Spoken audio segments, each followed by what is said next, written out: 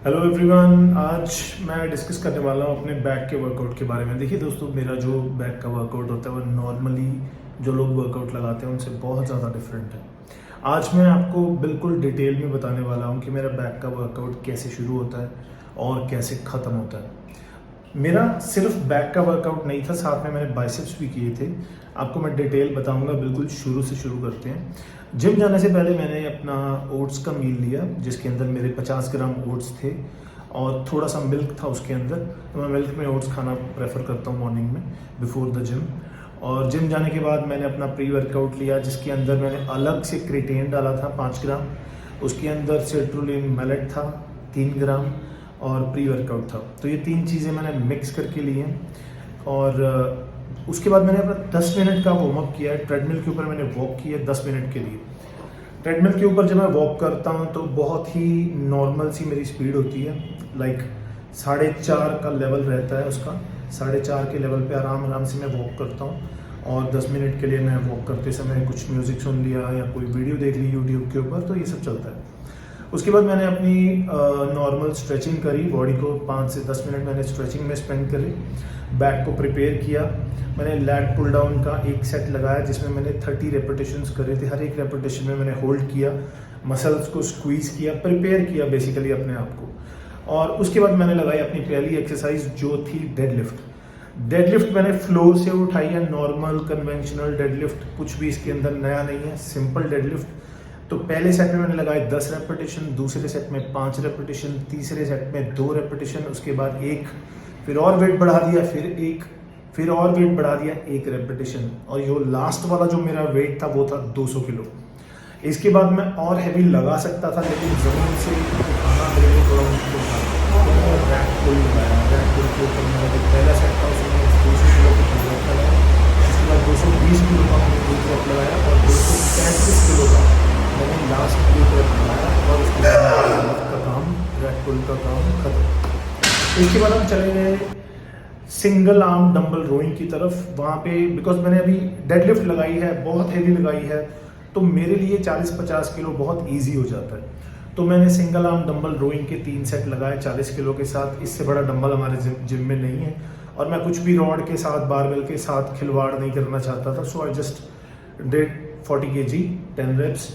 10 to 12 reps मैं वहाँ पे लगा रहा था, और जिसमें मैंने बहुत अच्छा फोकस किया बिकॉज वो मेरे लिए ईजी था 40 किलो। और मैंने हर एक रेप के अंदर अपने मसल्स को कॉन्ट्रैक्ट किया, अच्छी तरह से मसल्स को फील किया। पूरा फोकस जो है मैंने अपने बैक के मसल्स में रखा। ऊपर लाने के बाद मैंने हल्का सा होल्ड भी करने की कोशिश करी। तो इस तरह से मैंने सिंगल आर्म डंबल रोइंग के 3 सेट लगाए। इसमें 10 रेपिटेशन थे और लास्ट वाले सेट में जो है 8 रेपिटेशन थे, बिकॉज वो फोकस कर करके मसल बहुत थक चुका था। इसके बाद मैंने लगाया बेंट ओवर बारबेल रोइंग। अब मेरी बेंट ओवर बारबेल रोइंग अच्छी है बिकॉज डेडलिफ्ट मेरी बहुत अच्छी है। तो जैसे ही आपकी डेडलिफ्ट की पावर बढ़ जाती है तो आपकी बेंट ओवर बारबेल रोइंग की पावर, आप टी बार लगाने की आपकी जो क्षमता होती है वो सिंगल आर्म डंबल रोइंग की आपकी क्षमता बढ़ जाती है। क्योंकि आपको जब 200 किलो आपने जब उठा लिया तो आपको 50, 60, 70, 80 किलो कुछ भी नहीं लगता। इनफैक्ट 100 किलो भी आपको कुछ नहीं लगता। बेंट ओवर बारबेल रोइंग में मेरा पहला सेट 80 किलो का था, दूसरा सेट 100 किलो का था, तीसरा सेट 120 किलो का था, जिसमें मैंने 6 रेपिटेशंस लगाए। इसके बाद मैंने लैट पुल डाउन लगाया। अब लैट पुल डाउन में मैं आपको बताना चाहता हूँ कि मैं क्या करता हूँ। हमेशा जो मेरा पहला सेट होता है उसमें मैं बहुत लाइट वेट लेता हूँ, 15 से 20 रेपिटेशंस लगाता हूँ। हर एक रेपिटेशन को चेस्ट पे टच करता हूँ। उसके बाद मैं वेट बढ़ाता हूँ और मैं वहाँ पे देखता हूँ कि मैं इसकी कितनी रेपिटेशंस आज लगा सकता हूँ। हर बार ये रेपिटेशंस डिफरेंट होते हैं, क्योंकि जो मेरी पहली एक्सरसाइजेस हैं उनमें मैंने काफ़ी जोर लगा चुका हूँ। मैं काफ़ी बार ऐसा होता है कि रेपिटेशन सारा वेट डाल के लैट पुल डाउन में भी मेरे से 6 रेपिटेशंस नहीं निकलते हैं। और कभी कभी ऐसा होता है कि उसी मशीन में सारा वेट डालने के बाद भी मैं 10 रेपिटेशंस निकाल पाता हूँ। तो ये ज़रूरी नहीं है कि आज आप उतनी रेपिटेशन लगाओगे जितने पिछली बार लगाए, क्योंकि इससे पहले वाली एक्सरसाइजेस में आप क्या कर रहे हो उसके आधार पर आपकी अगली एक्सरसाइजेस में फर्क पड़ना शुरू हो जाता है। आप हर रोज एक नए सिरे से शुरू करते हो। नोट करना अच्छी बात है, आप नोट करें, लेकिन आप कुछ एक्सरसाइजेस में ही नोट कर सकते हैं। सभी एक्सरसाइजेस में सेम वेट और सेम नंबर ऑफ रेपिटेशंस निकालने बहुत मुश्किल है, ऐसा मैं मानता हूँ। तो लैट पुल डाउन में मैंने जो अगला सेट लगाया, पहला सेट मैंने जैसे बताया कि उसमें मैंने लाइट वेट रखा और मैंने मैक्सिमम नंबर ऑफ रेपिटेशंस लगाए और हर एक रेप को चेस्ट पे टच किया। दूसरे सेट में मैं टच कर पाया सिर्फ 10 रेपिटेशंस को। उसके बाद क्योंकि यहाँ तक नहीं आ रहा था, मैं एग्जॉस्ट हो चुका था, तो मैंने वेट को रखा नहीं, मैं यहाँ तक उसको पुल करता रहा और मैंने 5 रेपिटेशंस और लगाए। उसके बाद मैं और यहाँ तक लेके आया, मतलब पहले यहाँ तक ला रहा था, 5 लग गए मेरे से, अब मेरे से यहाँ तक नहीं आ रहा तो मैं उसको वहाँ पे रखूंगा नहीं, मैं यहाँ तक लेके आऊँगा और 3, 4, 5 रेपिटेशंस और लगाऊंगा। इसको हम बोलते हैं पार्शियल रेपिटेशंस, कि आपने फुल रेंज ऑफ मोशन के साथ कुछ रेपिटेशंस लगा लिए, अब फुल रेंज ऑफ मोशन नहीं लग रहा तो पार्शियल रेपिटेशंस आप लगा सकते हो। इसी तरह से मैंने अपना सीटेड रोइंग का सेट किया, उसमें भी मैंने जो है 4 सेट लगाए।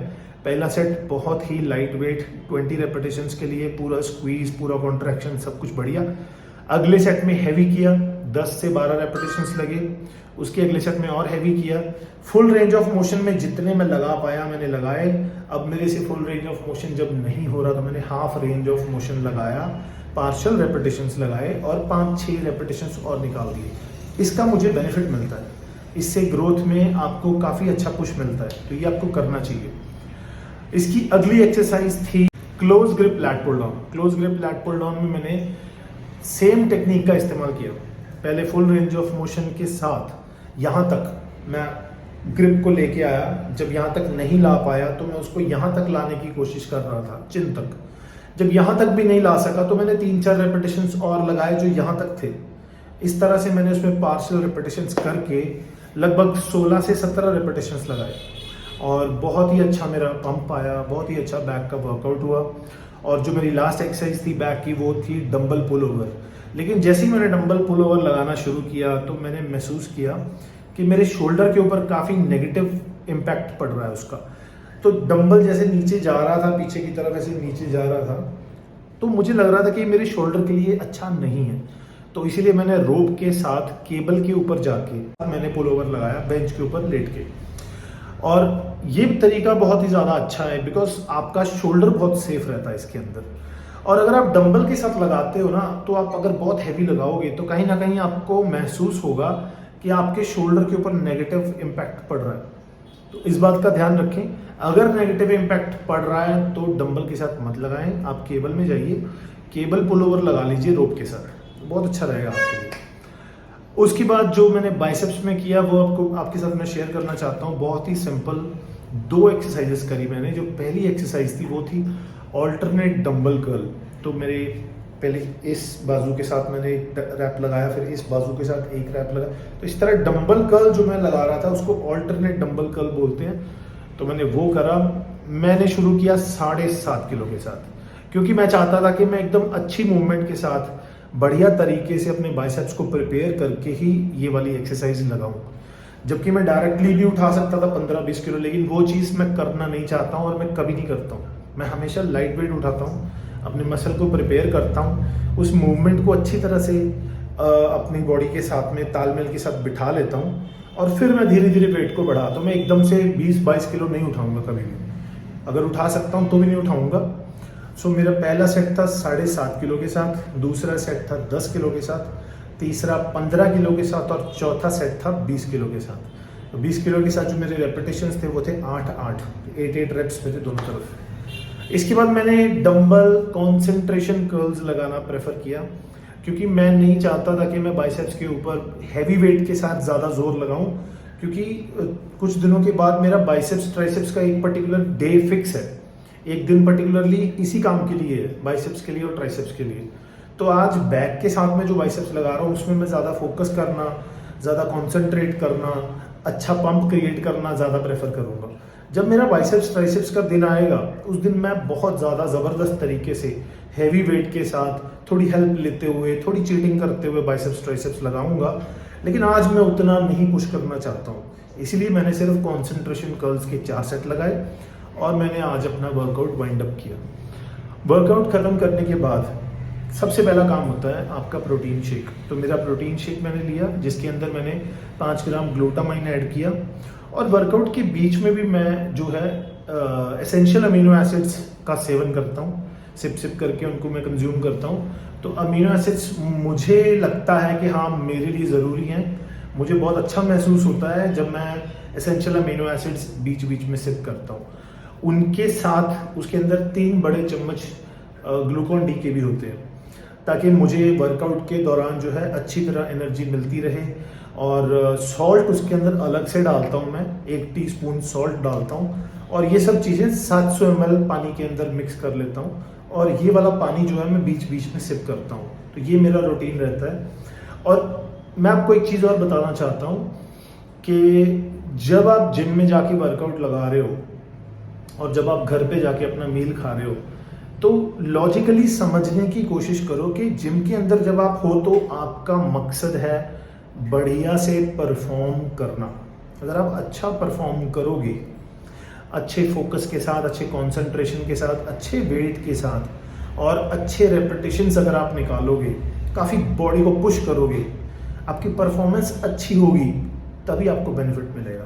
लेकिन जैसे ही आप जिम से बाहर निकल जाते हो तो आपका मकसद होना चाहिए रिकवरी का।